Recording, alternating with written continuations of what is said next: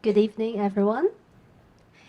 Thank you for joining the 11th Mama Charitable Foundation Visiting Professor in Buddhist Studies lecture series. The Center of Buddhist Studies of the University of Hong Kong is very grateful to the Mama Charitable Foundation for its generous donation to us in 2012 to establish an endowment fund in Hong Kong U, which enables us to invite different Buddhist scholars each year to share with us the knowledge in their specialized fields. This year, we are very happy and honored to have invited Professor Stephen F. Teiser, the D.T. Suzuki Professor in Buddhist Studies and Professor of Religion from Princeton University, to serve as our Mama Charitable Foundation Visiting Professor. The theme of the lecture series this time is Curing Illness with Good Deeds in Chinese Buddhism. I think every one of us want good health, and we'll be very interested to have more insights from the lecture this time. There are altogether 3 lectures in the series this time, and the topic for today is Concepts of Healing in Traditional China. Before the lecture begins, I would like to invite Professor Georges T. Harkis, Director of the Hong Kong U Center of Buddhist Studies, to give the welcome speech. Professor Harkis, please.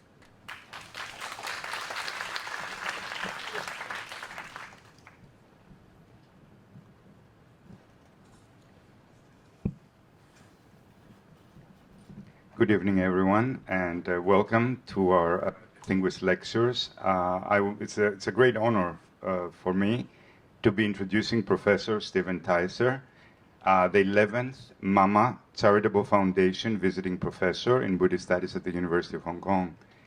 I think for most of us, the academic profile of Professor Teiser is well known, but for those of us who might not know about his very rich academic career, he is a Suzuki Professor in Buddhist Studies and Professor of Religion at Princeton University. Professor Teiser teaches Buddhism, the religions of China, and approaches to the study of religion at Princeton University. He's interested in how Buddhism was practiced and understood by people from all walks of life in premodern Asia. His books on China consider popular celebrations, such as the Ghost Festival in medieval China, concepts and rituals of the afterlife, such as the Scripture on the 10 Kings and the Making of Purgatory, and works on ritual practice, such as Ritual in the Study of Buddhism, which was actually written in Chinese.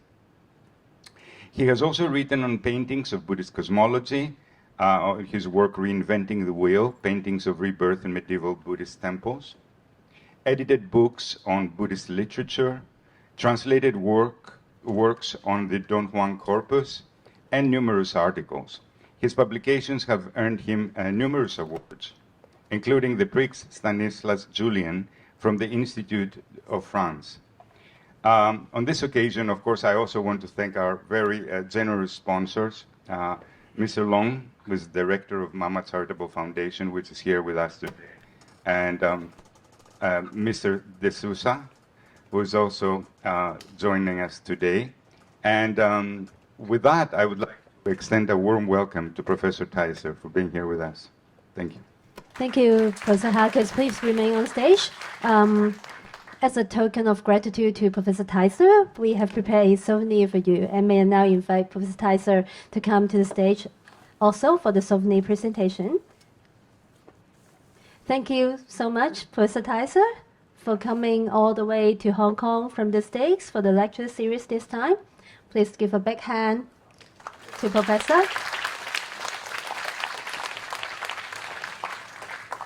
Thank you. And may our 2 professors please remain on stage. I would like to invite a few more guests for photo taking to capture this wonderful moment. May I invite Mr. K.C. Leung and Mr. Albert De Rosa from the Mama Charitable Foundation, and also Professor K.D. Mates, Dr. Guang Xin, and Dr. Chui Zhonghui from our center. So let's take a photo together. Thank you very much. Thank you so much.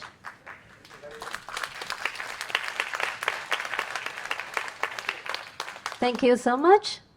So may our guests please be seated. And so without further ado, please join me to give a big hand again to welcome Professor Teiser to begin.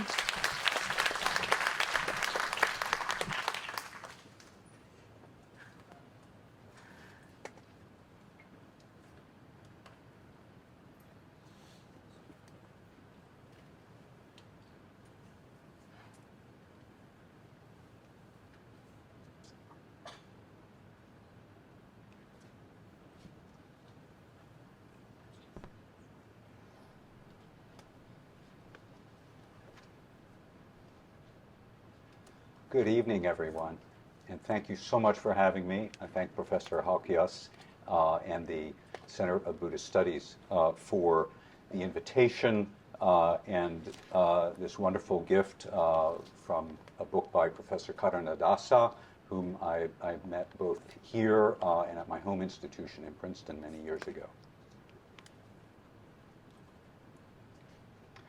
I want to give a special thanks to our sponsors, the Mama Charitable Foundation and its director, Mr. Leong Kachai.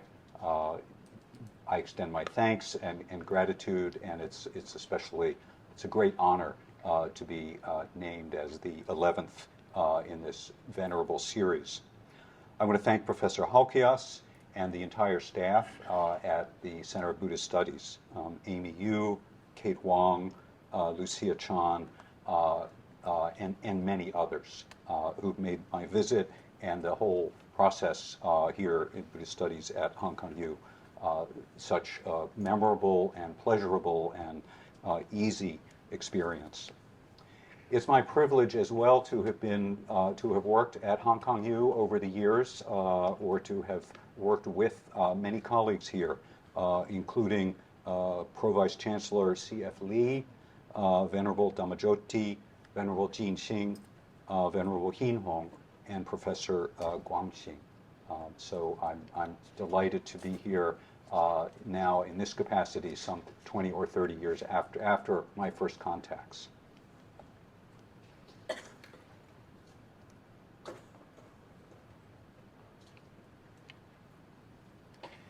This is my first lecture out of 3, which provides a brief introduction to the subject matter.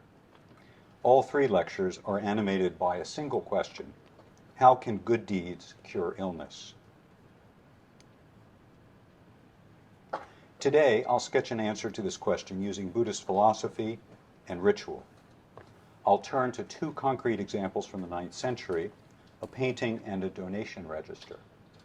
After that, I'll step away from specific pieces of evidence and make some generalizations about the process of making merit.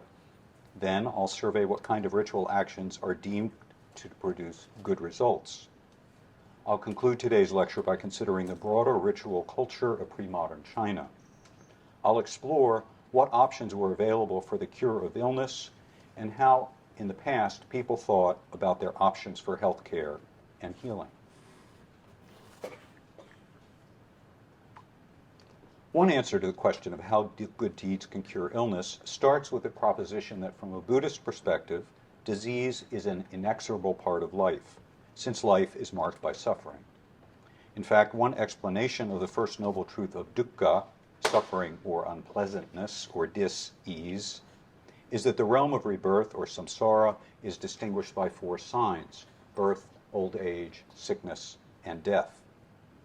So we might wonder, if illness is an unavoidable verity in life, how can we do away with it? And furthermore, how are deeds connected to sickness?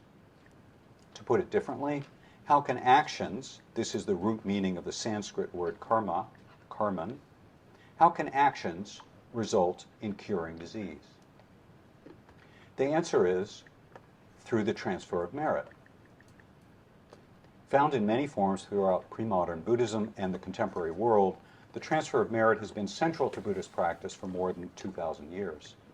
The transfer of merit is best conceptualized, I think, as a ritual performance involving many participants and unfolding over time. The rite begins with an act, that's the word karma again, an act of charity undertaken by a donor. By definition, it's a good action, and as we know, in Buddhism, all actions have results. So in the ritual setup, after the good act is performed, the good results are transferred to, bestowed upon someone. The ritual is believed to transport the sufferer from a woeful state such as illness or ignorance to a better condition such as good health, or in a future lifetime, even enlightenment. In short, good deeds can be dedicated to curing.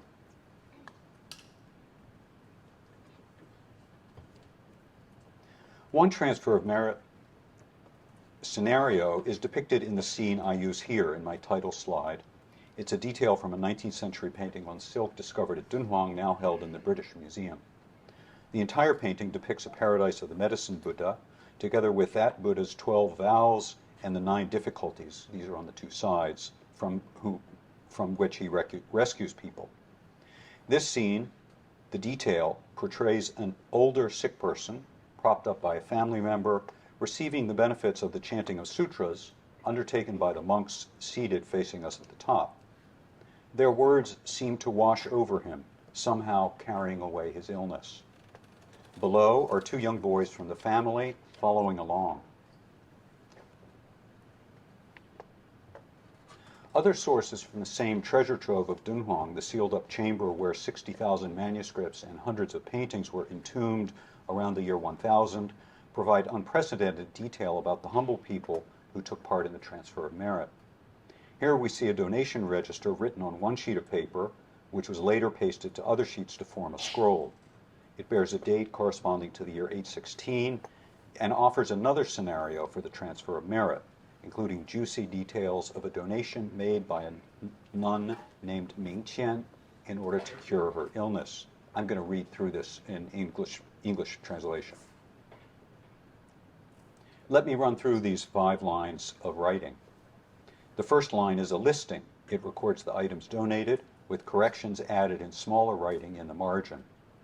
As you can see, the offerings are modest, amounting to a nun's second-hand clothing, her monastic robe, a silk skirt, a silk blouse. The next 2 lines contain words for the transfer of merit. This is the ritual heart of this document. The section on purpose announces the goal of the donation. It's intended to cure the illness of the nun Ming Qian. The section on the patient describes her symptoms, briefly and generically. This phrasing, in fact, recurs in dozens of donation registers. It reads, "She has long been in bed on her pillow, waiting slowly, without a cure." The section on ritual turns to the performance needed to actualize the donation. It reads, "Now we undertake a ritual of purity. Please chant on her behalf." The 4th line of the document returns to the formal process of registering a gift. As an instrument of temple administration, the document includes the date and the donor's name, respectfully registered for the nun Ming Qian on the 3rd day of the 1st month. Following this is a final line with the name, perhaps the signature, of the monk presiding over the later ritual service, Hui Yan. He served as the temple's auditor, reviewing records of donation, confirming that the rites were carried out, and checking off items as they were deposited in the proper account. It seems to be written in thicker, cruder strokes. Now, what I find so exciting about these 52 words is that they divulge fascinating details about how common people and local sanghas engaged in collective Buddhist practice more than 1,200 years ago. As they say in the fashion world, the nuns' donation are, quote-unquote, pre-loved. They're worn-out clothing rather than new silk, grain, or more costly offerings. The donation is affordable, but it definitely counts as a good deed. This record is the only surviving evidence of a humble woman's name and her occupation, probably late in life, in northwest China in the early 9th century. Despite its spare wording, the piece is brimming with details about what sponsors and administrators thought about the merit-making rituals they engaged in. The nun's wishes are clearly specified. The donation is intended for her cure. The performance by unnamed monks entails ritual cleanliness and religious chanting. And monks play several roles in administering the whole process. One of them collects the gifts and records them, others engage in chanting, and another one, signed here, certifies that the rite and the payment have been handled properly.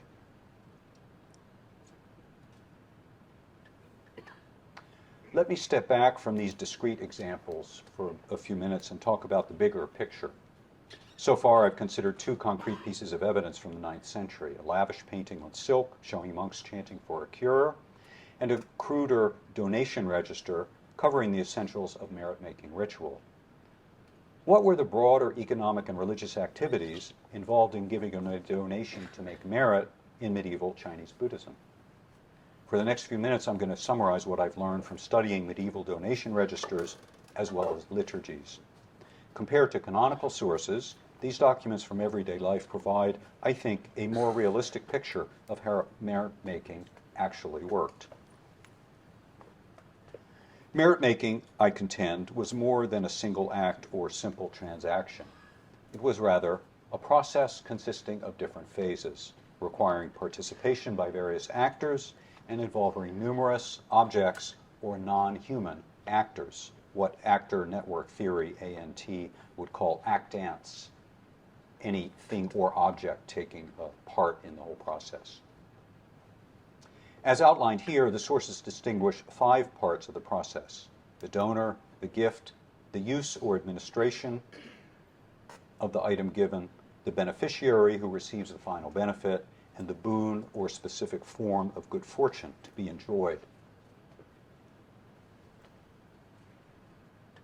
In the next 5 slides, I draw on my study of the donation registers and give examples. These are actual examples from about 25 donation registers, all recording gifts given for healing in the medieval period. The manuscripts provide names and social status for a wide range of donors. Starting at the top, usually referred to by their full name and governmental rank, are officials from the military and civil systems of both successively Tibetan and Chinese governments that ruled over Dunhuang in the medieval period. Members of the Sangha were frequent donors, including highly placed clerics. Other donors were humble nuns and monks whose names appear in the Dunhuang archive perhaps only once or twice. Other donors are lay people, some identified as Buddhist disciples, others not. Lay copyists, the students who were engaged to either learn how to write or beyond the student years in copying Buddhist manuscripts, also made donations. Because after death, a monastic's possessions reverted to communal coffers, some donors were technically counted as deceased. After they passed away, their robes would be auctioned off and the proceeds dedicated to the monks or the nuns' afterlife situation. How about the gifts? The gifts recorded on the registration documents fall in a similar range, from quite luxe to very no frills. The manuscripts reveal the care taken by monk administrators in measuring quantities and assessing the value of their congregation's tithe. Offerings include the 2 most frequently used forms of currency from roughly the year 750 until the year 1000 in China, that is, both fabric and grain. Both were used to pay taxes, and their values were standardized. Silk was most common in a variety of types and qualities. Grains included wheat and millet. Fruit was sometimes given as well as a delicacy for vegetarian feasts. For second-hand clothing, in addition to monastic robes, the receipts list used skirts, blouses, scarves, shoes, quilts, and carpets. Materia medica also figure among the gifts, ranging from domestic items like human hair and milk products to rare herbs and flowers. Sometimes donors gave construction materials like timber, and at the high end they gave oxen, gold, or utensils made from precious metals.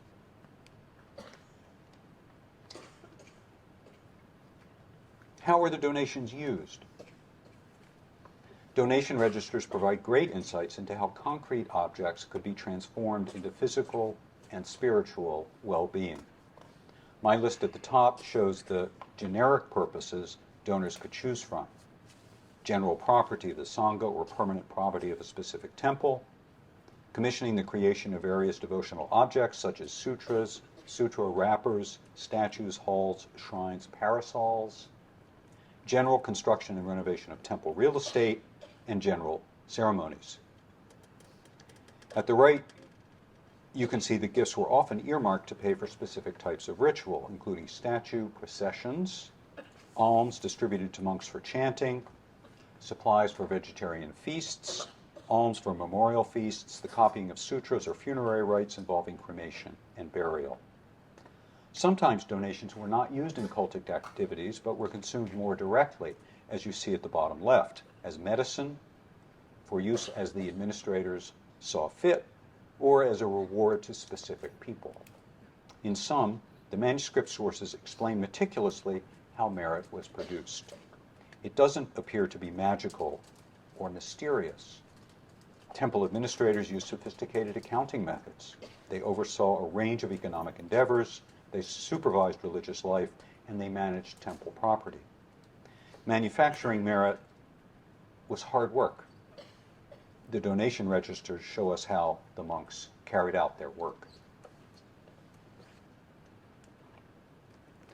On the beneficiaries and their benefits. In the logic of merit making, the goodness resulting from a gift could be assigned to anyone. And in Buddhism, of course, this includes people and animals, whether dead or alive. Also to deities, also to collectivities. Many donors received the merit themselves, including when a deceased nun's possessions were auctioned off with a posthumous credit reverting to her account. Other times, the living dedicated good fortune to their loved ones, parents, children, fellow monastics, and so on. Sometimes the local community or entire nation was supposed to benefit. Other times, the ruler and his family.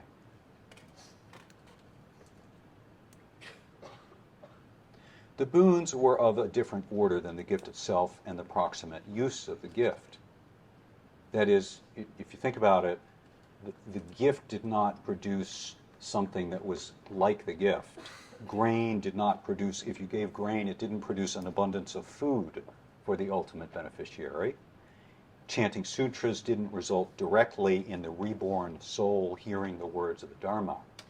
Instead, benefits were transmuted into beatitudes, things like merit, or general benefits, or the curing of illness, or protection in general, or a happy afterlife.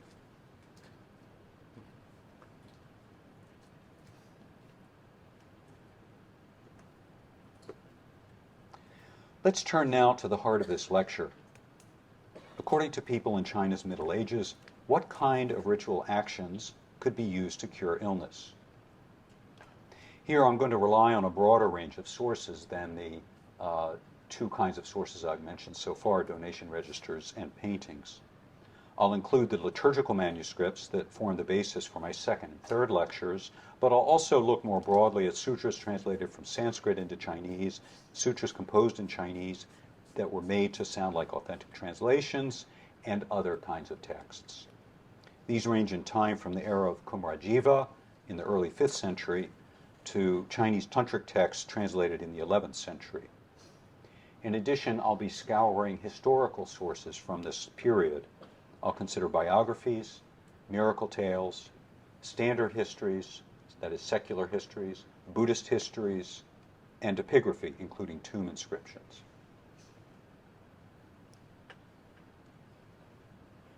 To the secular mind, the idea of curing illness by making a donation to the Buddhist church might seem simple or misguided, but this would be to ignore the rich interactional aspects of religious charity in the Buddhist world.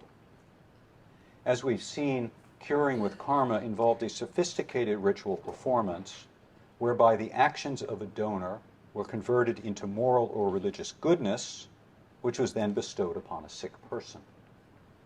Wrapped in ceremony, hedged in by rules of purity, that act of giving was a collective effort involving humans and spiritual beings, both seen and unseen. In my second lecture in this series, I'll explore the steps of the healing rituals themselves, and in lecture 3, I'll examine how curing was actually believed to take place for both individuals as well as for collective illnesses like epidemics. But now, tonight, let's concentrate on the actions that were deemed effective starting points for ritual, beginning with the act of giving. We've already seen the brief description of charity in the 9th century donation register for the nun Mingqian. This is one of 24 actual receipts written at the time of donation for rituals of healing that survive among the Dunhuang manuscripts. They provide an unrivaled answer to how little could be donated for such services. Other receipts from Dunhuang detail even simpler donations for healing rituals. One lay disciple provided only 1 bushel of millet. A lay woman gave 1 white cloth shirt, and 1 layman donated 5 wooden posts. Whereas the donation records from Dunhuang provide unique glimpses of actual practice by the lower classes, the religious life of the top 1% is much better documented, both at Dunhuang and elsewhere. Other medieval sources disclose the lavish expenditures of the elite for the purpose of curing. A particularly instructive example of imperial patronage of Buddhist temples is the largesse provided by Emperor Taizer, the second emperor of the Tang, to cure his wife, Empress Wanda. Taizong's extravagance in supporting Buddhist establishments is all the more remarkable in light of his well-known anti-Buddhist measures. Despite his antipathy to Buddhism, however, when his wife took ill, Taizong was munificent in providing material support for Buddhist institutions across the empire. Contrary to his wife's wishes, who said, no, don't worry about me, please don't spend anything. In 636, he refurbished the Shouding-si in modern Hebei in order to make merit for her cure. He also ordered that ceremonies for the empress's health be held in every prefecture. This is not a small undertaking. And furthermore, that 7 stupas be erected and that 6 temples receive imperial name plaques. The donation, and presumably the merit that it generated, was nearly unbounded. It involved imperial support for ongoing ritual practice at every one of the 392 official temples in the empire, the construction of reliquaries, and the permanent endowment of 6 large temples. What are we to make of the dimensions of imperial gift-giving in service of curing the empress?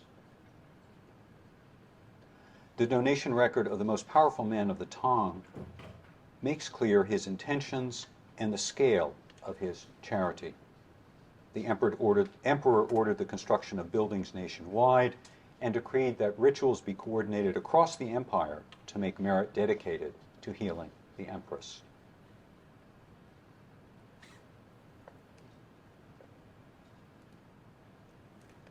Another good deed whose benefits could be dedicated to curing illness was copying the scripture. As we've seen, the Buddhist menu offered, in effect, a smorgasbord of benefactions involving donations to the Buddhist establishment. The effect of such gifts could be dedicated to curing illness, achieving good rebirth, attaining enlightenment, and other objectives. Early Mahayana texts opened up the prospect of gaining merit via a specific set of practices centered on propagating the text itself. In the age of the manuscript, this meant sponsoring the copying of a sutra. That is the scenario depicted on the right in this 8th century wall painting. A devotee carries out the sutra's command to copy it, and in his next lifetime, he ascends to rebirth in the heavens. In later centuries, as xylography gained in popularity, this involved paying for the carving of blocks and the dissemination of prints. One popular formulation of the benefits of copying sutras relied on emptiness. According to this dynamic, in spreading the Buddha's highest wisdom, we should not be attached to any benefits from our practice. And yet, paradoxically, through that very detachment from results, we will gain unbounded results. In the longest, most mature text on the perfection of wisdom, Prajnaparamita, known in China, the Buddha explains to the god Indra the paradox of attaining the unattainable. He stipulates the precondition that practitioners must not fall prey to the desire to achieve anything. On that foundation, he says, Mahayana devotees can use a wide range of techniques to proclaim Buddhism and achieve a host of good results. The Buddha states, as you see here in this extract, furthermore, if sons and daughters of good families, taking the not obtaining of anything as an expedient device, in regard to the prajna paramita, which is so profound, if they listen to it with the utmost mind, make offerings to it with respect, solemnly praise it, uphold and chant it, contemplate its truths, apply themselves to its practice, copy it and preach it, and see to its broad dissemination, then these sons and daughters of good families will not be harmed by poisonous drugs, magical incantations, demons, imprecations, or the arts of incantation. The Buddha's statement is remarkable for the breadth of both the proselytizing techniques as well as the results. Provided that devotees are guided by non-attachment, they need merely listen intently to the preaching of Dharma, make offerings to the book itself, praise it through word and deed, embody it by chanting the text, making this text part of using the sounds produced through their voices and of the mouths, part of the enunciation of the Dharma, preaching its teachings, or simply having it copied out and disseminated.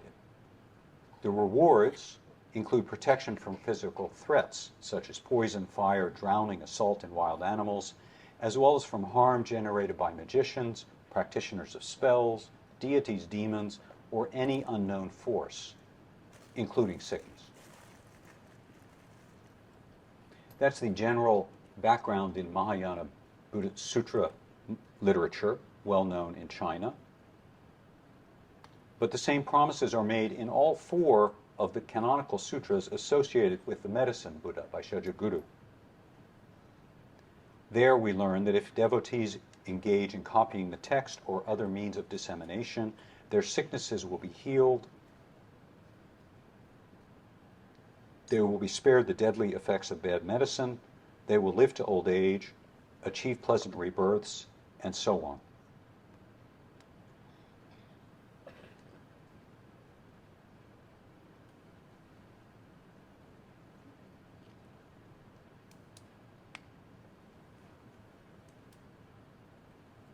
You'll not be surprised to learn that the medicine Buddha's directions were put into practice.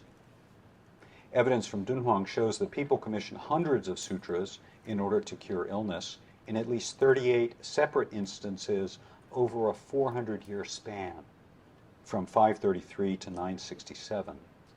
The data, I'm not going to go through the details, but I just give a quick summary. The data come from 19 different projects of textual dissemination, involving 15 commissioners who between them commissioned 245 separate texts. The participants were members of the royal families of both China and Khotan, nationally known Chinese monks and lay people active in central China, high officials posted to Dunhuang in the northwest, as well as long-term residents of Dunhuang who were laymen, laywomen, as members of the local ruling elite. The acts of curing range from one episode of sickness to multiple treatments for recurring diseases. Sometimes the commissions of sutras name the illness, including dysentery, heat illness, childbirth, which was considered an illness or a danger to health, old age, and sometimes the illness was not named. Other times, curing was extended throughout the universe to any sick person or to all sentient beings.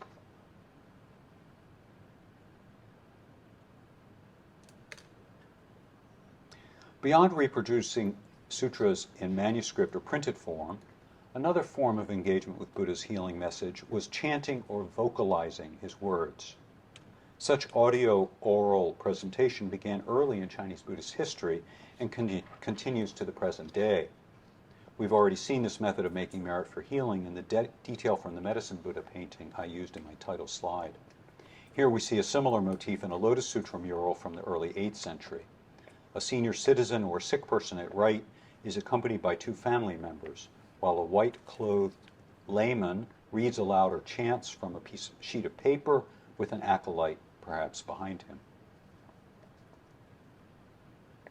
Medieval historical sources report almost 100 examples where chanting Buddhist texts resulted in healing the practitioner's illness.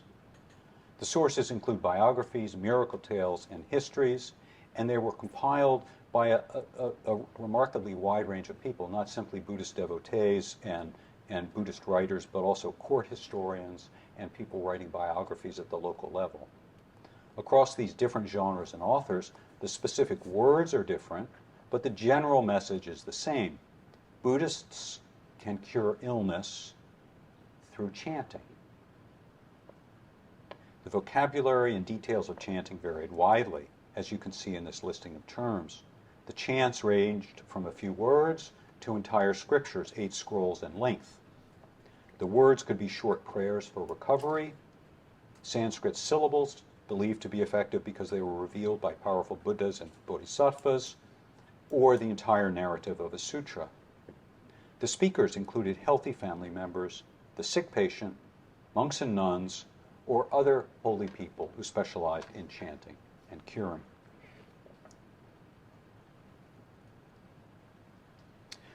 One particular miracle tale provides vivid detail about how chanting for a cure was supposed to work.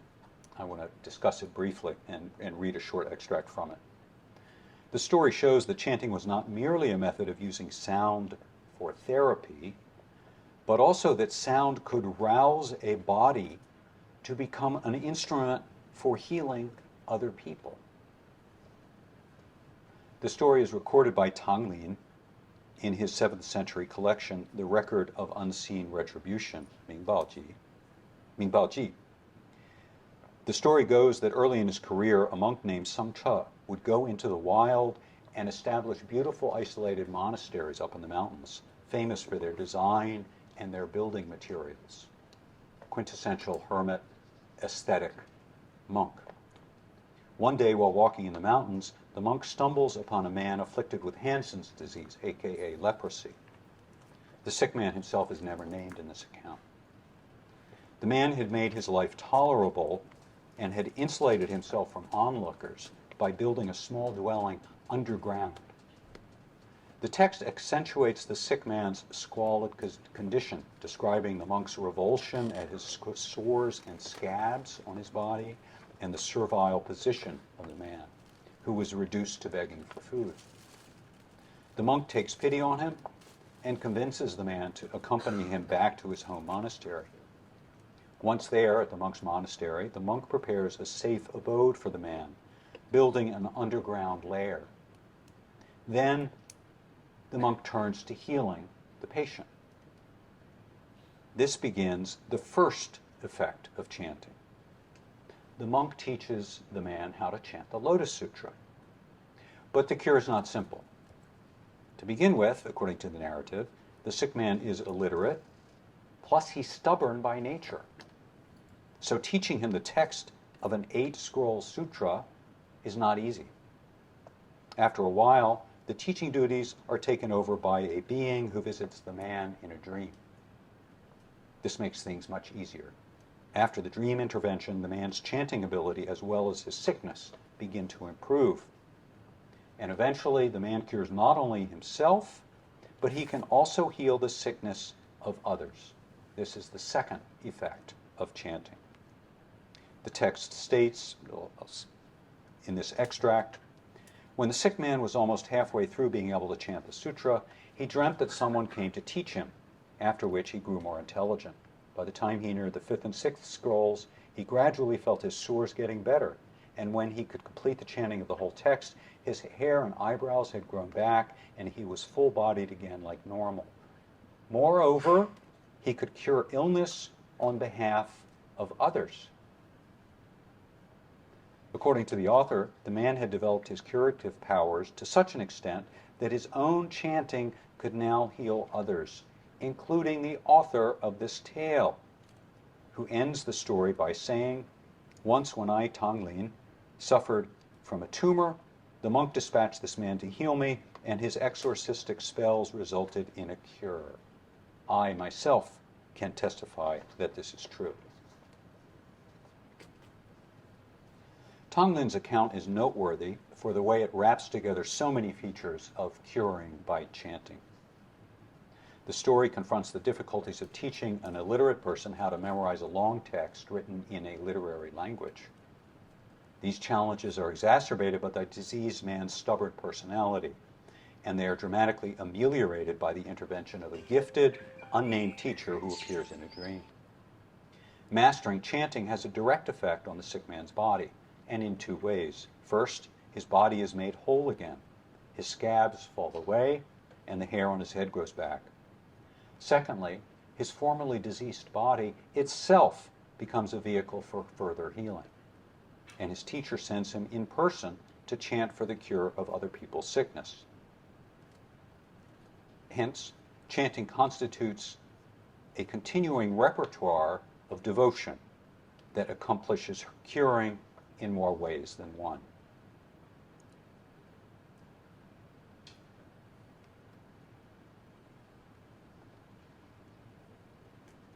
While copying and chanting were actions focusing on efficacious words, another religious method of curing had to do with visual images.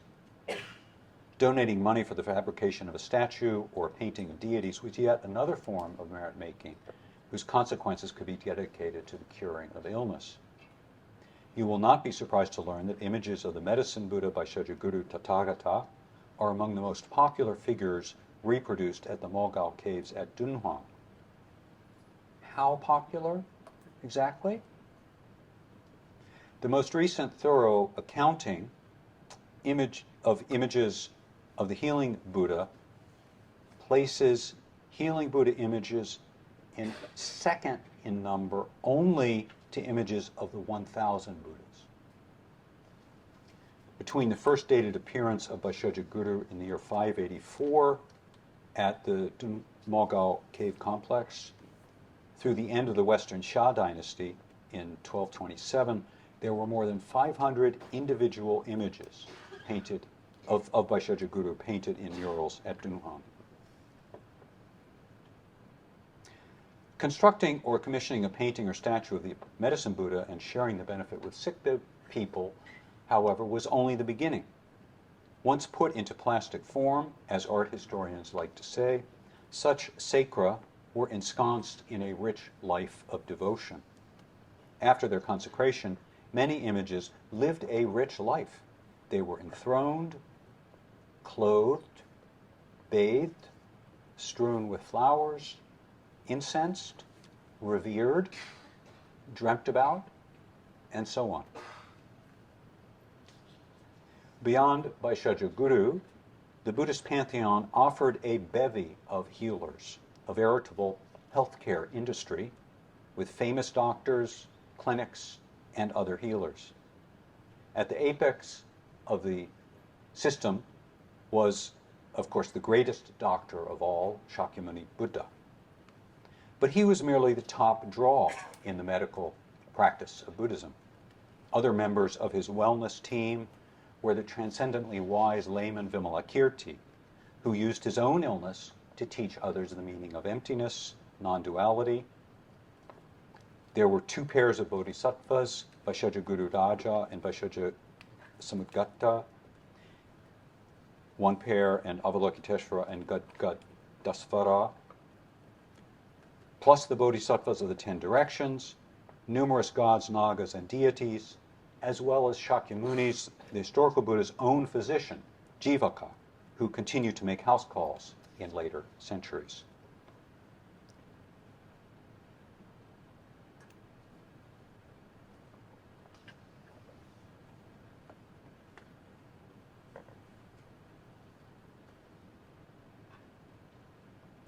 If you're acquainted with Chinese religion, you won't be surprised to learn that lighting lamps was a go-to practice for curing illness in Buddhist circles.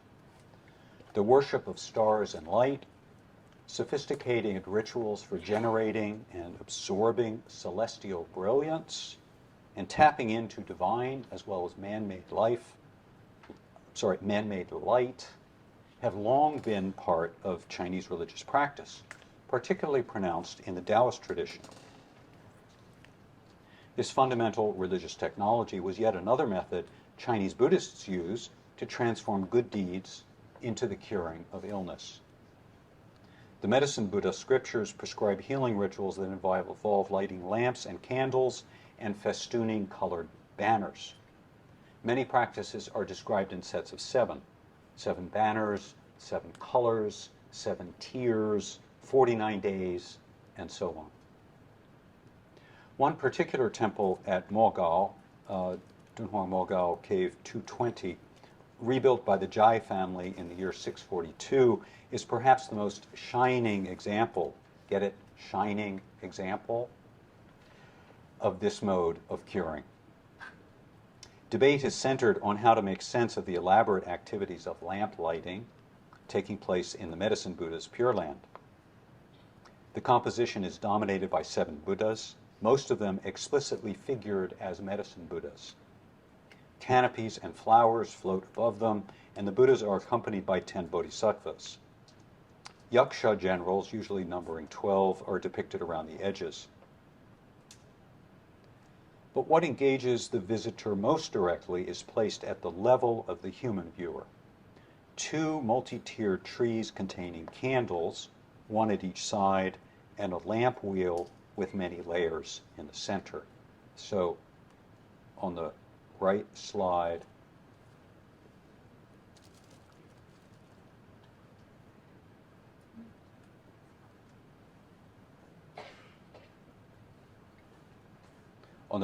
we see one of the lamp trees, and it's the one from the right. I'm not showing the one from the left, and we see the lamp wheel here in the center. Such huge generators of light were not easy to construct, and once made, you can imagine the labor needed to keep them lit. And so we see figures working in teams to keep it all lit. They have to constantly supply lamp oil to the hundreds of cups.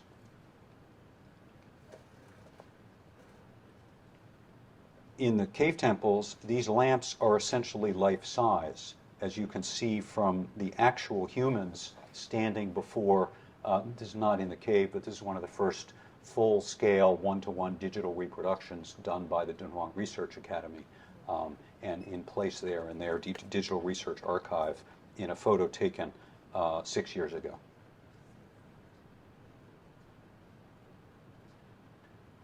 The light from the trees and the lamps is glaring. The effort is immense, and the personnel are exemplary. They're bodhisattvas. In addition, the cave temple would have us believe that all this activity directed at healing the sick is taking place in the Pure Land of Vaishyaja Guru, the Buddha of the East, where presumably there is no such thing as sickness. This remains, I think, somewhat of a puzzle about this whole construction. Why would bodhisattvas and other residents in a land that's free of impurity and sickness, who live in the presence of Buddhas, still need to perform a healing ritual? Regardless of how we answer this question, it's clear that lighting lamps was one method for generating merit powerful enough to cure illness.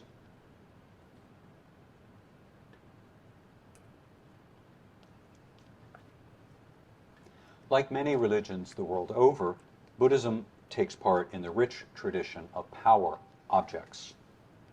The basic idea, explored by anthropologists and scholars of Buddhism, is that the power of sacred beings like Buddhas and Bodhisattvas could be transferred into another object, and then the object itself can be used to wield the power that belonged to the original. This is the logic underlying dharanis and mantras, which gain their efficacy through sound. but other media can also be empowered. Dharanis also work in written form. And then, after that, the stone or paper on which they're inscribed also carries power. The writing can be in an esoteric format, such as a talisman, which art historian Shishan Susan Huang aptly terms image texts.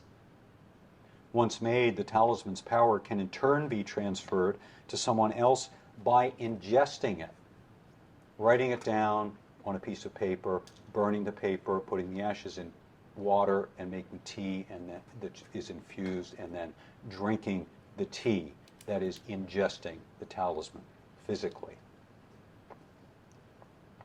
A popular talisman for childbirth, for instance, has to be written out using substances such as cinnabar and vinegar, then consumed in a broth made from peach pits. In urgent cases, when the talisman cannot be prepared in written form, Buddhist practitioners could administer water that had been enchanted by the related verbal spell. That is, one chants the related mantra over the water, transferring the power from the sound into the water, and then the water itself becomes curative.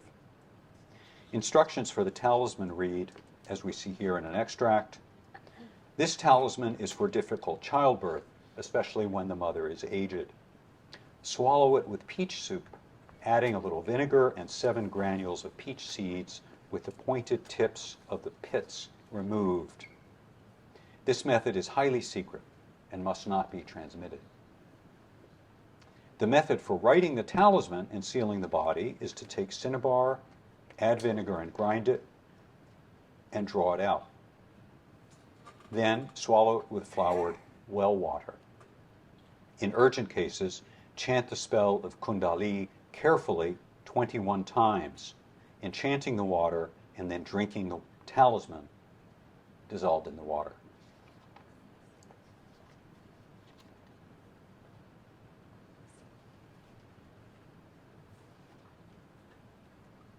Other times, books and pieces of books containing words of prayer and healing could simply be strapped to the body or carried in the pocket. In these cases, curative power arose from being in bodily contact with the materialized words of healing.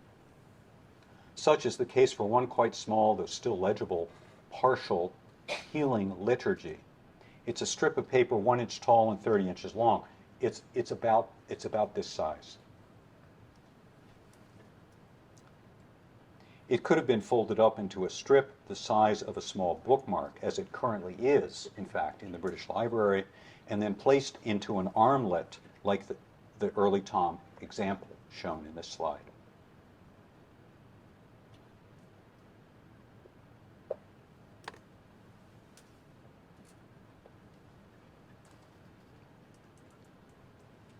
Throughout the history of Buddhism, monastic authorities have maintained a conflicted relationship with exorcism. On the one hand, they have banished it and downplayed it. On the other hand, especially in the premodern period, monks continued to employ chanting and other theatrical techniques to drive away spirits that infect people. The English word exorcism is based, I'm told, on the ancient Greek for using an oath or incantation to drive out spirits. The terminology in Chinese is similar, judging by the complaints registered in a 6th century Chinese sutra. The text prophesies some of the corrupt practices that monks and nuns will resort to as the Dharma moves into a period of decline. In particular, it picks out many of the activities that Buddhist healers and diviners actually engaged in the 6th century, despite prohibitions by authorities of both the Sangha and the state. As you can see, the text reads, in part, "Some bhikshus deceitfully preach the Dharma to seek people's favor. Some employ the art of chanting spells to cure other people's sickness. Some practice dhyana without being able to concentrate their minds, or use evil methods of calculation to divine luck and misfortune. Some practice acupuncture and moxibustion, and concoct medicinal herbs in order to earn a living. This causes all the lay people to have no respect.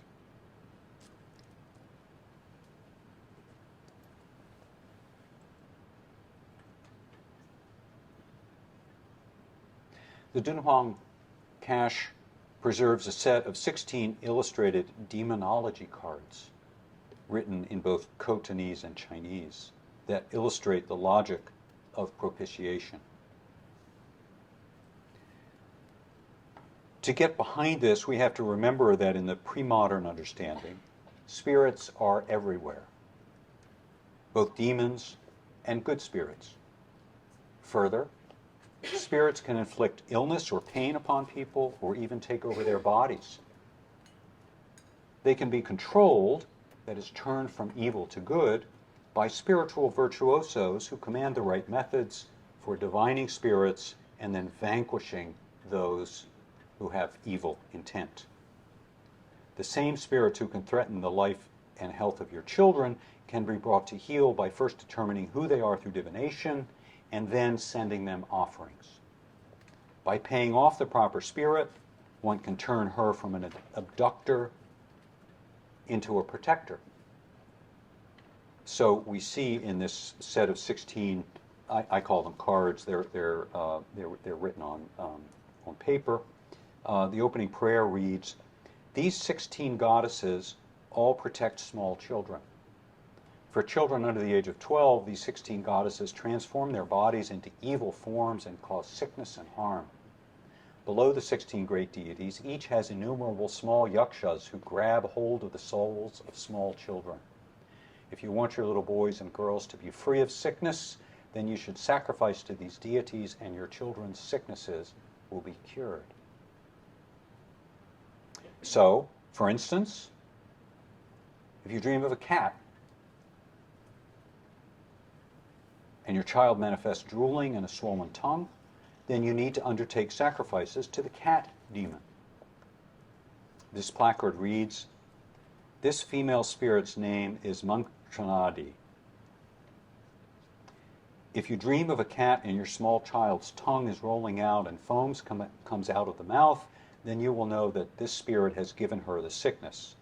Sacrifice to her and all will be well."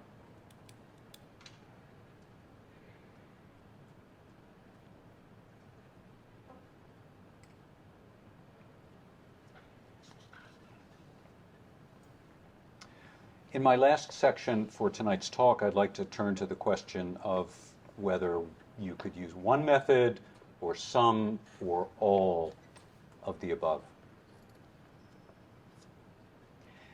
Having sorted out specific actions that were deemed effective in transferring merit and curing illness, let's look now at how the broader enterprise of healing was conceptualized and practiced in medieval China. To pose this question in modern terms, we might ask, what were the fundamental healthcare options?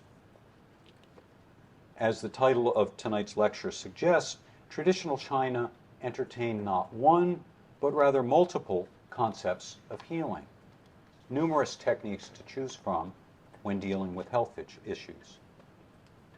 Most of these therapies had become widely available already by the early 6th century, when the author I want to look at here, Guo Zushen, a highly placed official of the Liang dynasty, outlined 4 technologies, each tendered by a different specialist. According to Guo, Taoist priests practiced curing by writing formal petitions that were dispatched to the appropriate functionary in the divine bureaucracy.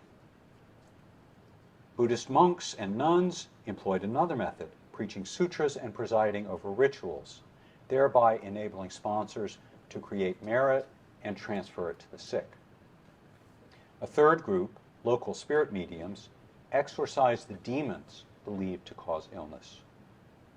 And the fourth discipline was traditional medicine, in which doctors practiced acupuncture and prescribed herbs or drugs or broth.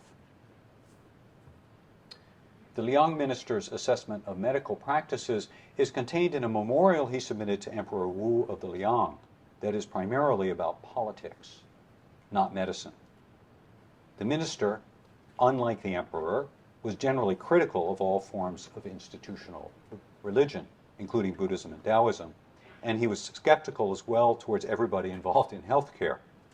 This makes his comments about healthcare all the more dependable, I think, since he does not have a vested interest in the subject. As we can see in this slide, his memorial begins, "When your servant I experience illness, I go to Taoist priests who counsel sending memorials and petitions. Or I go to Buddhist monks and nuns who call for ritual feasts and sutra lectures. Or I go to profane masters who insist on release from demonic catastrophe, or doctors and diagnosticians who administer hot broth and prescribe pills," all of them claiming they are the most capable. Let's briefly review these four options. There's some here that weren't included in the Buddhist practices and cultures that I've surveyed yet so far.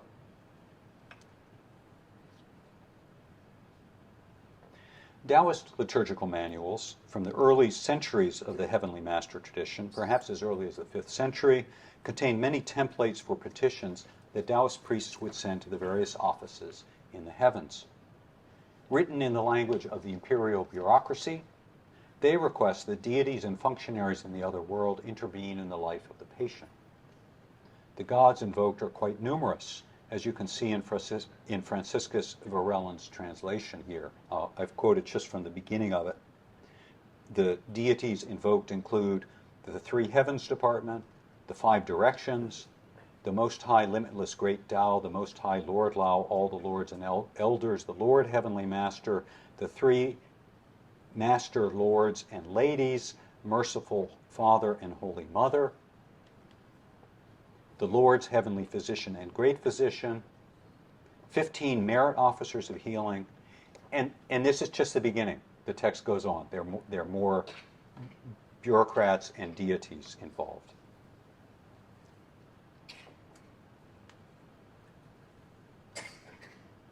Guozhushan's roster of 4 healthcare systems also include monks and nuns who counsel their patients to sponsor rituals and preaching. Several rituals seem to fall under this rubric, actually, not just one type of ritual, judging from a recurring scene from the Medicine Buddha Sutra that's repeated in over 12 murals at the Mogao Caves. This one, you see, dated 776, depicts several of the activities enjoined in the Vaishajaguru text. At the very top, we see a banner fluttering in the wind. In the pavilion below that, we see a Buddha figure seated on a throne at the left, presumably preaching the Dharma. We see to the right of him monks with another figure behind them. We see here in the courtyard a servant or householder preparing a meal to feast the monks. And then at bottom right, we see a real life, an earthly version rather than a Pure Land version of the lamp tree used to heal the sick. The activities of Guo's third group, profane masters, are frankly harder for us to get a grip on. Their illiteracy and their lower social status meant not only that they could not easily represent themselves to posterity, but also that their actions were portrayed, if at all, with derision by upper-class sources. This is one of the few portrayals I've seen, another stereotyped component of Medicine Buddha Sutra paintings. It seems to depict a shamanistic duo in the center, consisting of a singer and another figure, a supplicant kneeling at the left, and then a ritual apparatus, small flags and bowls laid out in 2 different arrays, and the person being cured along with an attendant. I have to confess, my interpretation of the iconography here is merely a guess. I've shown this representation, I should add, to several ethnographers, and anthropologist who works on contemporary exorcism and spirit mediums, and they all vehemently deny that this painting could possibly represent what spirit mediums do.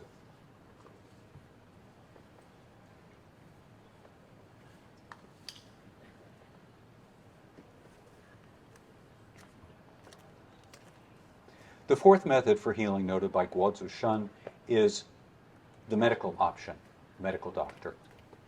After examining patients, doctors consult medical books and prescribe medicine.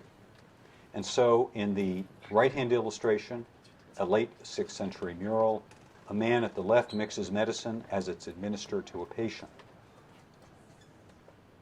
On the left-hand side of this slide, we see how doctors practice moxibustion and acupuncture.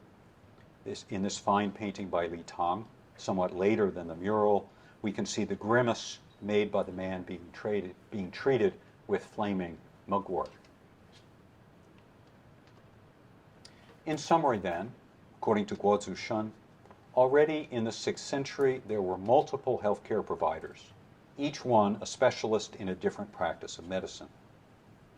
They each employed a specific technique, but they all aimed at the same result: curing patients.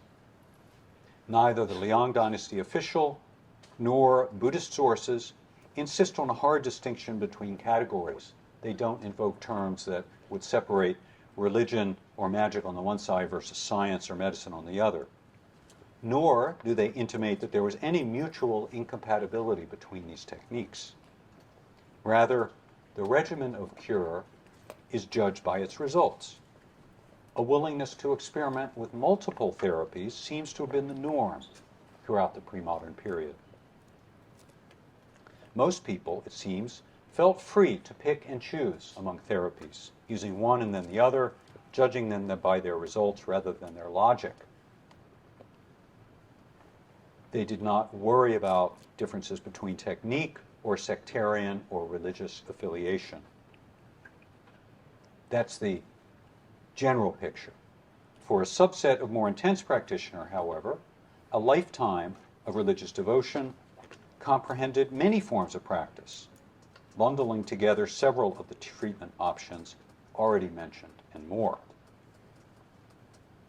One particularly rich example of this option of all of the above bundled into a lifetime of devotion or religious practice is contained in the biography of the nun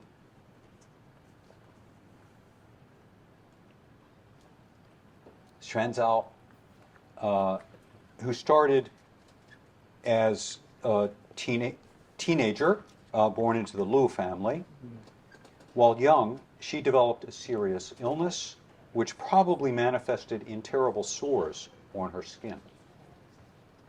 At first, her family tried secular medicine, but when that didn't work, her father sought the help of a local monk.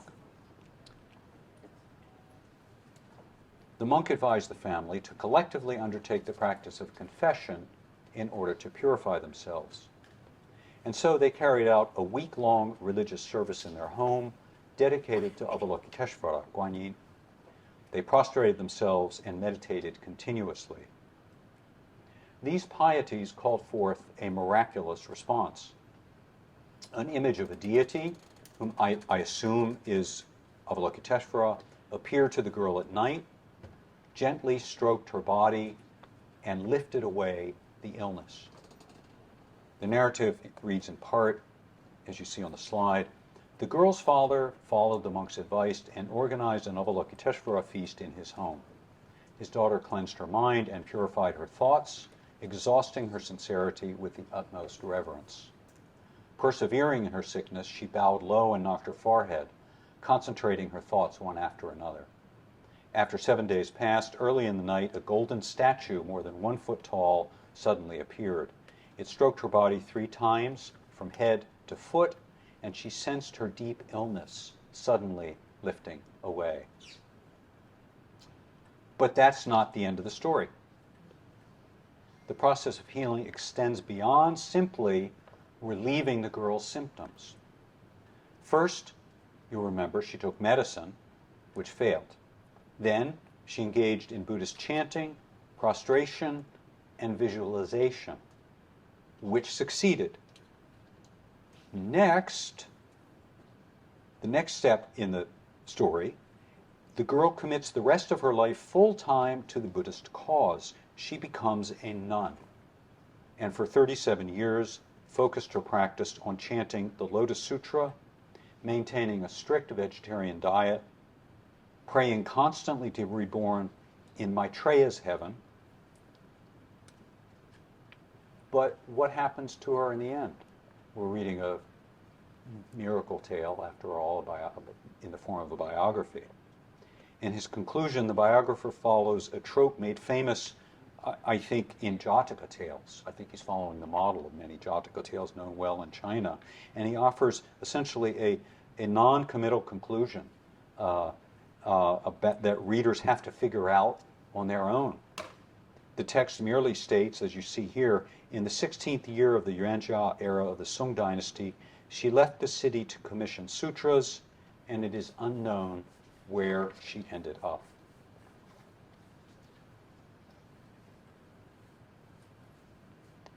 From the viewpoint of healthcare, the patient was cured through her physical encounter with a deity who appeared in her dream and massaged her afflicted skin. The god appeared in response to the devotee's piety, which was made clear through her mental and physical discipline. But the remission of her illness is not the end of the story. Instead, it marks just a turning point.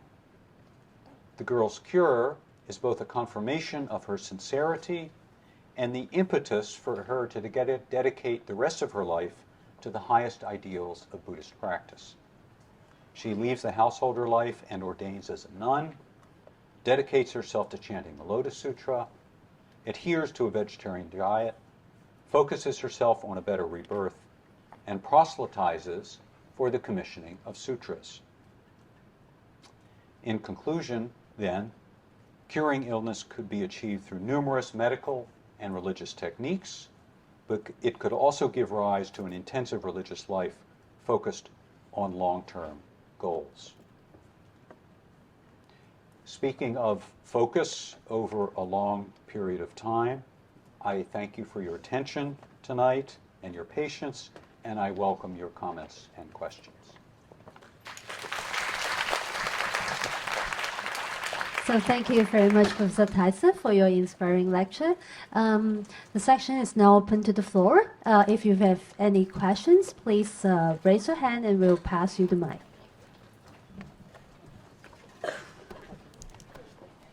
Well, thank you very much for this fascinating talk with lots of information, very helpful information.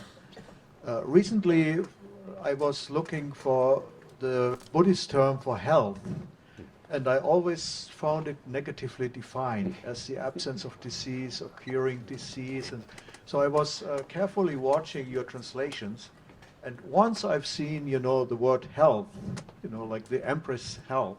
So I was wondering, which term you translated by health.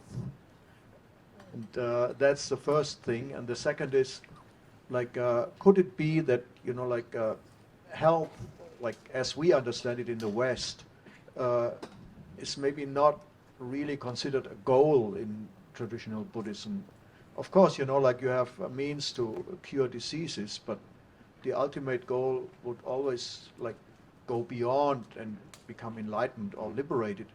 Even, this passage you cited from the Vaishashya Sutra, it says, you attain enlightenment, and so the result of the medicine is enlightenment and not health. So I wonder whether we have here a conceptual problem, between cultures. Yeah. Thank you. Thank you very much. These are great and tough questions. First one's easy, a little easier. Let me start there. What terms what terms did the sources use to talk about health, and what term did I translate in health? And so so the text in question. So we always have to ask what kind of source is it? What kind of vocabulary is it accustomed to using? This is a standard Chinese biographical genre of Chinese biography, not at all indebted or even cognizant of Buddhist terms. So I believe it's simply she was restored to wholeness, Chen, or peacefulness, and so medical health is not implied there. It's more bodily wholeness. On the other hand, the Vaishajaguru Sutras in particular, but many other Buddhist texts across the traditions in Indic language, Tibetan and Chinese, and I'm sure other languages, refer to a range of forms of unpleasantness and forms of pain and forms of suffering without bundling them into one distinct category. Right, such as the opposite of dukkha, or the opposite of, if we think of pain, change, and conditioning, the three marks made famous in early Theravada commentaries of what does dukkha consist of. It's pain, it's change, conditioning. It's not consistently the opposite of pain. So I think you're basically right in your implication. There's not a single term for good health, but there are many terms for bad health, and there's certainly behind that a sense of wholeness and completion. That leads to the second question, and that is whether being cured of illness is an ultimate goal. And in Buddhism, most forms of Buddhism, being cured of illness is not an ultimate goal, but it is often a proximate goal. And in Buddhism, especially in the Mahayana and East Asian forms, even the proximate, even the temporary, the short-term goal can take a few lifetimes. And the ultimate goal can take many lifetimes, because we're already thinking about not just curing ourselves, but curing ourselves. What's the goal of curing ourselves? I'll explain tomorrow, or in my second lecture, not tomorrow, how the process of curing works. What happens after curing? What does that process look like? Well, to give a short, to foretell what's going to come in the next couple of lectures, curing illness is the first step. And curing illness is almost always linked to the next steps, which take time. That is, they take lifetimes. Number one, and they extend beyond simply the curing of either the emotional or mental or physical pain of one person. They extend to other people, other sentient beings as well, and the current sufferer in the next lifetime. So yes, you're right. Certainly, curing is seldom stated as the ultimate or the end, but it takes a while, and it's an ever enlarging process. Yeah, thank you. So any more questions?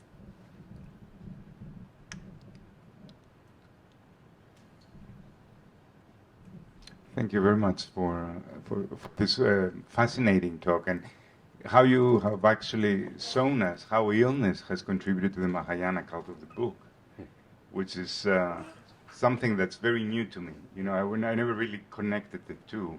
Of course, merit making is part of it, but actually you showed a very good correlation between illness and the Mahayana cult of the book. And what I also found fascinating is how those stories become conversion, how curing has allowed also the conversion of people to spread the Dharma. And also it feeds kind of back into the loop of the Mahayana cult of the book. So I think coming from that, you've just shown this complexity, how the text, and it's all its different forms, whether it's chanted, it's worn, it's ingested, it's read. So basically all the senses involved in this. And yeah, I don't really have a question. I just have kind of realization after listening to your talk on how all those different aspects of the book come together with illness being at the center of it. So So maybe it's not just about curing illness, it's also about the propagation of Mahayana Buddhism and the spread of Mahayana Buddhism across China and Central Asia. Thank you. Thank you very much. This is very helpful to me as I think about this project. This is a book project which I'm finishing up, so I especially appreciate the opportunity to give the talks here, and to help me think through and correct mistakes and also enlarge my thinking about this. So thinking about the five senses is really a helpful way to think about it, and also the cult of the book, because what is a cultus not as a cult in the derogatory sense, but it's a set of practices around an object or a deity, and it's that set of practices and devotions that are all wrapped up together. So that's very helpful. Thank you. Thank you. So, any more questions or feedback?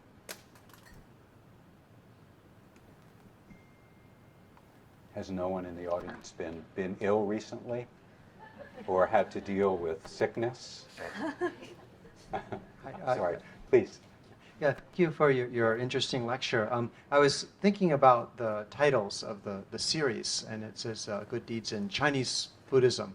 And so I was wondering, because some of your sources, although I think mainly written in Chinese, but they also concerned the Tibetan period, and maybe certain elements of Tibetan Buddhism, and also Khotanese. And so I wondered if you've noticed any systematic differences between these systems, or any kind of variance, and is some of your data maybe not what we would think of as Chinese Buddhism, and yeah, any differences between these, maybe, or are there different systems between those? Yeah, thank you. Yeah, this is a really knotty question. So thank you very much, and it's an important one. Indeed, so why is it a knotty question? For many reasons. The medieval Chinese Buddhist materials, the pre-modern Chinese Buddhist materials I'm working with, have already been influenced very strongly by Indic models. Half of those sources, a third of the sources I'm using, are translated from Sanskrit into Chinese. So they're written in classical Chinese as translations from Sanskrit or Indic texts. So there's a heavy indebtedness to Indian models, Indian mythology, Indian Buddhology, Mahayana, the full pantheon of Mahayana deities, the full corpus of Mahayana, almost the full corpus of Mahayana practices. I'm steering away from tantric practices. They were there, especially in Dharanis and in different forms of esotericism, and in different forms of ritual. I'm focusing on other kinds of sources. So there's a very heavy indebtedness to Indian materials and hence to pan-Buddhist ones, because many of those texts circulated, the Buddha as a healer. We learn about that in all forms of Buddhist literature and all cultures of Buddhist practice. The distribution of medicine by rulers is, of course, pre-Buddhist, but it's also taken up in Buddhism, and we see it across Southeast Asia in the early centuries of Buddhism there, as well as in other Tibetan medicine dispensaries, in China, hospitals, and yet we see it in many places across the Buddhist world. So there is a very strong inheritance and a lot of connection.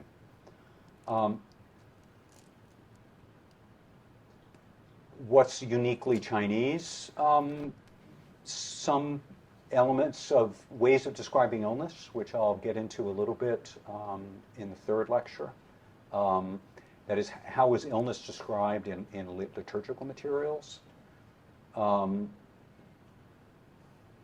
The system of yin and yang, the system of imbalances, rather than the four elements, the Siddha, the Mahabhuta, rather than Ayurvedic ideas, for instance. There are specific ways that are, in Chinese medicine, terms that are used to describe illness. The 5 or 6 organs, for instance, and other terms indebted to a Chinese worldview, out of which Chinese medicine grows. So does that make it different? I would say yes, it makes it different because the way of expressing it and the terminology is understood by those who understand or have acquaintance with the vocabulary of Chinese medicine. Ritual techniques, there's some interchange with Taoism, as I tried to suggest, which happens pretty uniquely in China. Spread somewhat to Japan as well, but less so. So that's stronger in the Chinese case and more interesting, therefore. But there's a tremendous overlap at the same time. What's the relationship between Tibetan and Chinese medicine? Especially, and as I believe you noted, you mentioned Tibetan sources. I am relying a lot, especially in the next two lectures, on materials from Dunhuang. And in my second lecture, I'll give a very brief introduction to Dunhuang as a site and where the materials come from. But Dunhuang itself, in northwest China, in the current province of Gansu, was ruled by a succession of states up to beginning in, well, non-Chinese states originally, then in the Han Dynasty as an outpost of the Han government, the Chinese government, by the Tang government, by Empress Wu's government, the Zhou Dynasty, again by the Tang government after the restoration after Empress Wu. But then after the Anlushan Rebellion from roughly 750s to 820s or 830s, Tibet was the eastern edge of the Tibetan Empire. It was ruled by the Tibetan Empire. And this begins a tremendous process of bilingualism at Dunhuang that remains the case even after the Tibetan Empire retreated, shrank, was defeated, and moved back westward and southward. So there are many cultures and languages involved. Sorry, it's a complex question. I'm sorry for the rambling answer. Thank you. Professor Hackett? Yeah, just following from this comment, about Dunhuang, there's quite some evidence of the Sino-Tibetan Sangha being active. You mentioned Tibetan officials actually sponsoring some of those rituals. And I wonder if you have found anything in your Chinese sources about the Sino-Tibetan Sangha and whether some of these rituals were actually performed by them or was it by the Chinese Sangha? This is a really interesting question. I don't work in Tibetan sources. I dropped out of Tibetan language, so I stopped with Chinese and a few others. So I'm not, but that makes collaborative work on the Dunhuang manuscripts even more important. I think that Tibetanists and sinologists and Uyghur specialists all work together on this. There's a fair amount of Tibetan medical manuscripts from Dunhuang. There are a lot of Tibetan tantric manuscripts from Dunhuang, all of which have Chinese counterparts and interchange with Chinese language and materials. The families at Dunhuang, beginning in the 760s, were often intermarried, and so they were bicultural families, and it was a bicultural family. So so that's to address the complexity and the fact that there was interchange. The materials I found so far in Chinese indicate that the Chinese, the rituals that were provided for Chinese for Tibetan officials were conducted in Chinese, because I have the ritual, I have the liturgies that were composed for individual Tibetan officials. They're in Chinese, they follow the Chinese liturgical models. Paul Demieville did the most work on this in the footnotes to the Concile de Lhasa, his account of the debate between Chan and Tibetan Buddhists at the time. he's of the opinion that basically they were Chinese ritual models written in the Chinese language provided for Tibetan officials.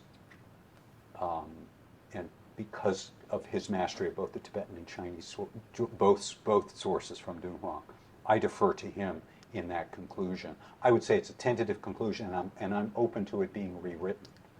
There's certainly enough people now working on the Tibetan materials and who know both Tibetan and who work in both Tibetan and Chinese. So I look forward to kind of new work and new conclusions, better than mine, about that. Thank you. Thank you. So, the lady at the back.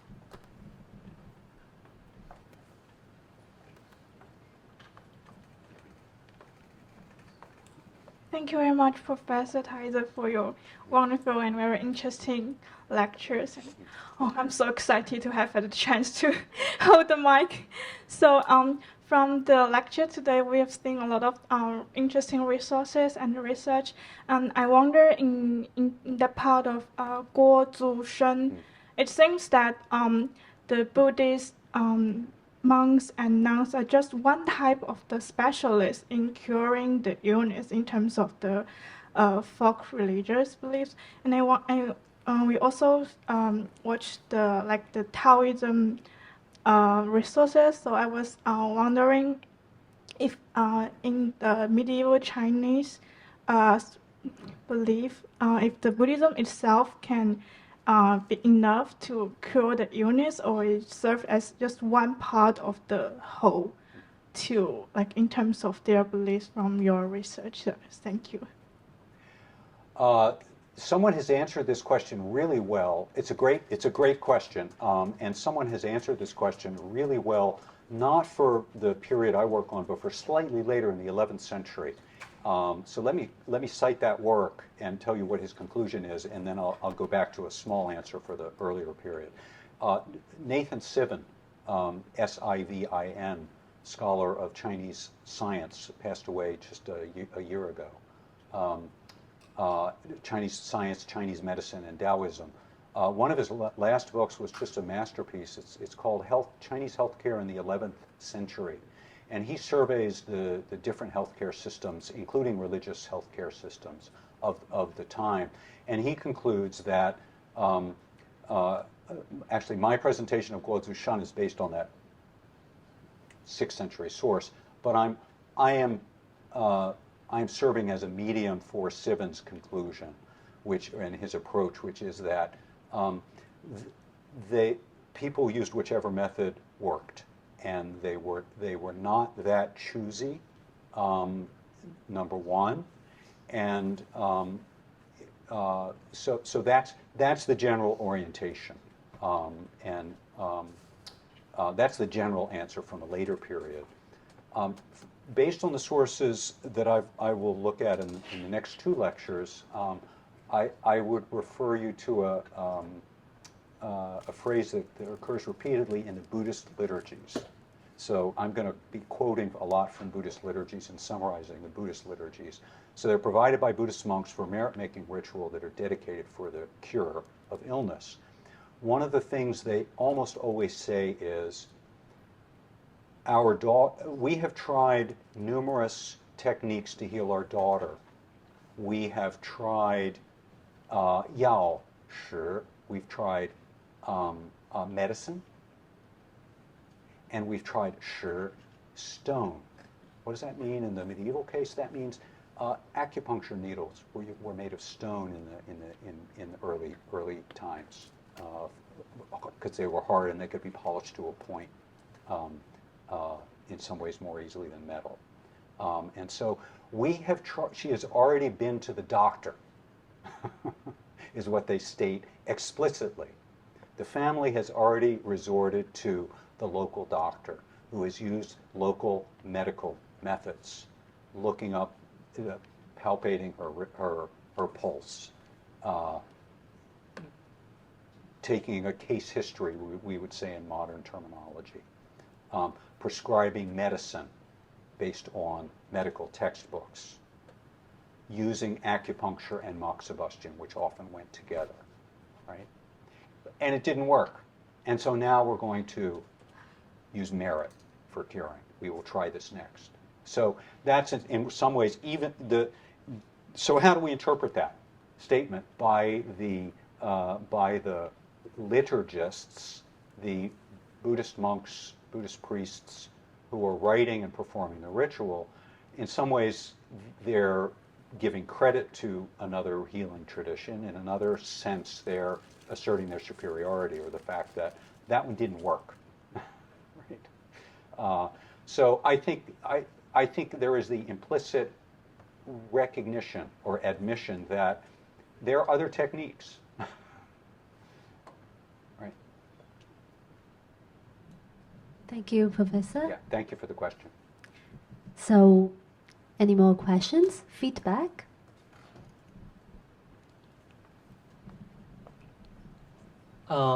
Thank you, Professor, for your insights presentation.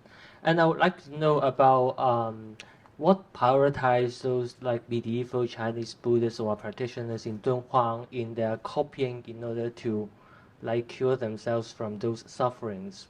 In my reading, I witnessed that there are multiple like Dharani sutras translated from the early Tang dynasty onwards.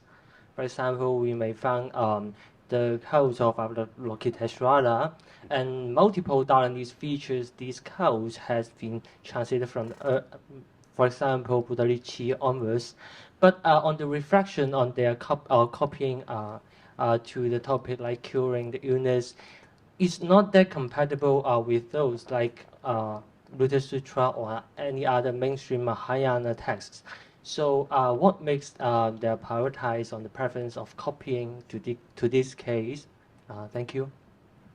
Yeah, that's an interesting question. I think it gets back to the fact that there are a range of activities for merit making. Number one, copying sutras is one.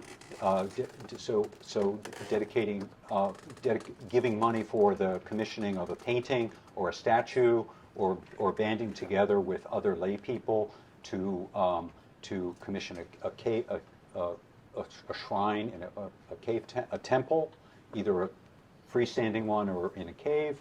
All of those activities generate merit. Copying sutras is one of them. Giving money for the copying of a sutra is one such activity.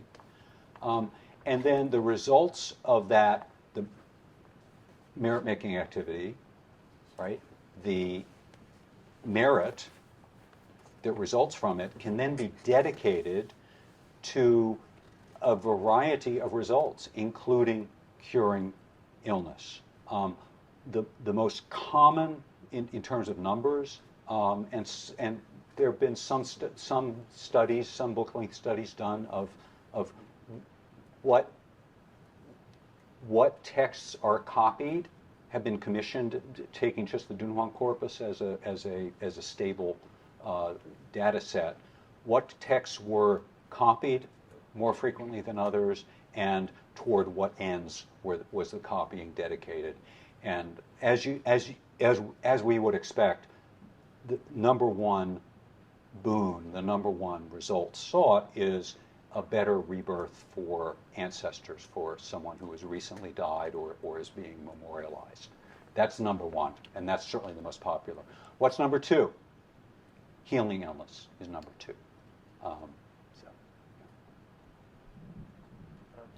So more feedback or questions?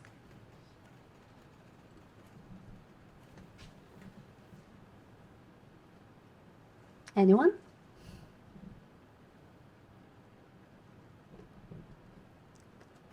So maybe some of you may want to save some questions, maybe in the coming two lectures, right? Yeah. So maybe we end our lecture here. So thank you once again, Professor Teiser, for your for sharing your insight with us today. As Professor has said, he will offer 2 more lectures next week. The next one will be held on the coming Monday, the 22nd. The theme is Rituals of Merit and Confession. It will be held in another lecture hall named Dunhuang Theater, so please don't miss it, and we hope to see you all again in the coming lectures. Thank you for joining, and have a nice evening. Thank you. Thank you.